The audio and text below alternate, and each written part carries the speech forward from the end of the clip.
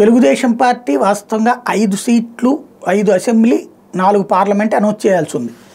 Janasena 3 assembly 1 parliament announce చేయాల్సి ఉంది. ఎందుకంటే Bharatiya Janata party 10 assembly 6 parliament announce చేసేసింది కాబట్టి.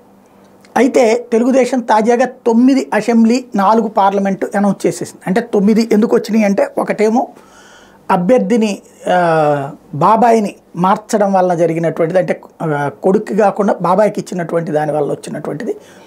మిగతాది వచ్చేటప్పటికి బీజేపీకి ఇచ్చినటువంటి బీజేపీ 3 సీట్లు తెలుగుదేశం ఇంతకుముందు ప్రకటించుకున్న సీట్లు తీసుకోవడం వల్ల మార్చాల్సి వచ్చింది. తద్వారా టోటల్గా వేరే సీట్లను బీజేపీకి ఇద్దామనుకున్న సీట్లు వీళ్ళు పోటీ చేయాల్సి ఉంది. తద్వారా టోటల్గా 9 అసెంబ్లీ సీట్లు 4 పార్లమెంట్ సీట్లు కూడా తెలుగుదేశం పార్టీ అనౌన్స్ చేసేసింది. ఇక ఈ టోటల్గా తెలుగుదేశం జనసేన బీజేపీ కూటమిలో ఒక్క జనసేన మాత్రమే 21 సీట్లకు గాను 18 ప్రకటించింది. ఇంకొక 3 అసెంబ్లీ 1 పార్లమెంటు ప్రకటించాల్సి ఉంది.